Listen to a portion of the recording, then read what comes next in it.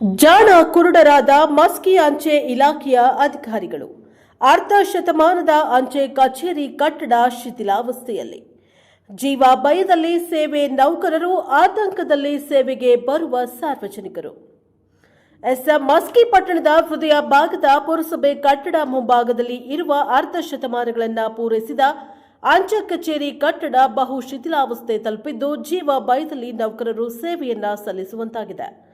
ಇಲಾಖೆಯ ಕೆಲಸಗಳಿಗಾಗಿ ಬರುವ ಸಾರ್ವಜನಿಕರು ಆತಂಕದಲ್ಲಿಯೇ ಬಂದು ಹೋಗಬೇಕಾಗಿದೆ.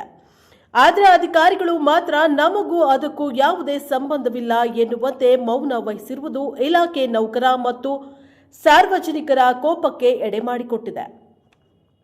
ಮಳೆಗಾಲದಲ್ಲಿ ಮಳೆ ಬಂದರೆ ಚಾವಣಿ ನೀರಿನಿಂದ ತಟಗುಟ್ಟುತ್ತದೆ. ಮಳೆ ಹೆಚ್ಚಾದರೆ ನೀರು ಒಳನುಗ್ಗಿ ಒಳಭಾಗ ನೀರಿನಿಂದ ಆವೃತವಾಗುತ್ತದೆ. ದಾಖಲೆಗಳು ತೇವವಾಗಿ ಹಾನಿಯಾಗುವುದು ಉಂಟು.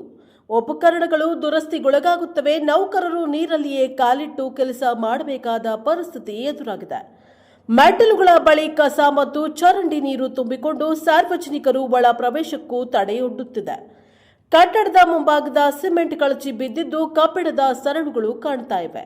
ಕಚೇರಿಯ ಸುತ್ತಮುತ್ತಲಿನ ಪರಿಸರ ಹದಗೆಟ್ಟು ನಾಗರಿಕರು ಅಸಮಾಧಾನವನ್ನ ವ್ಯಕ್ತಪಡಿಸ್ತಾ ಇದ್ದಾರೆ. ಅದು ಏನೇ ಇರಲಿ, ಇನ್ನು ಮುಂದೆ ಆದರೂ ಅಂಚೆ ಇಲಾಖೆಯ ಅಧಿಕಾರಿಗಳು ಇತ್ತ ಗಮನ ಹರಿಸಿ ಮಸ್ಕಿ ಅಂಚೆ ಕಚೇರಿಯ ಪುನರ್ ನಿರ್ಮಾಣ ಅಥವಾ ತುರ್ತು ದುರಸ್ತಿ ಕಾರ್ಯ ಅಗತ್ಯವಾಗಿದೆ ಎಂದು ಸಾರ್ವಜನಿಕರು ಒತ್ತಾಯಿಸಿದ್ದಾರೆ. ಬಸವರಾಜ ಆರ್ಡಿ ಉದ್ಬಾಳ್ ಅಧ್ಯಕ್ಷರು, ನಮ್ಮ ಕರ್ನಾಟಕ ರಕ್ಷಣಾ ವೇದಿಕೆಯವರು ಮಸ್ಕಿ ಅಂಚೆ ಕಚೇರಿಗೆ 50 ವರ್ಷ ಪೂರ್ಣಗೊಂಡಿದೆ.